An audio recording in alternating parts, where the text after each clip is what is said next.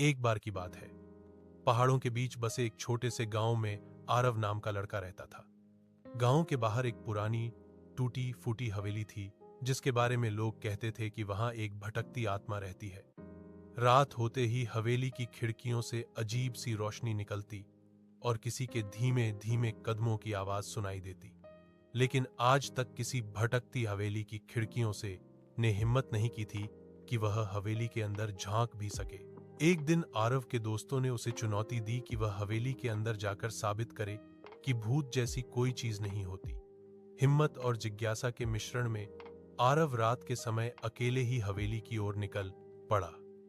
चांद बादलों में छिपा हुआ था और हवेली के पास की हवा भी अजीब तरह से ठंडी लग रही थी। जैसे ही वह अंदर दाखिल हुआ, लकड़ी के फर्श ने चरमराकर उसका स्वागत किया।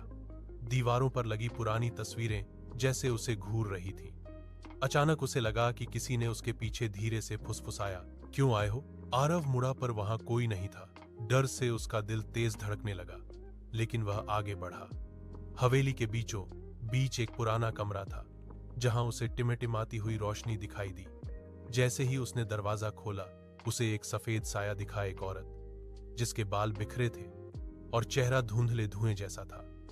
उसकी आंखें खाली थीं, पर उनमें एक गहरी पीड़ा झलक रही थी। साया धीमे से बोला, "मेरी कहानी सुनो। मुझे इन दीवारों में कैद हुए कई साल हो गए।" आवाज इतनी दुख भरी थी कि आरव का भय पिघलने लगा। लेकिन अगले ही पल साया चीखा और पूरा कमरा अंधेरे में डूब गया। आरव चीखता हुआ बाहर भागा और कभी दोबारा उस हवेली की तरफ नहीं गया। आज भी गांव वाले कहते हैं, जो भी उस हवेली के करीब जाता है, उसे वही आवाज सुनाई देती है। क्यों आए हो?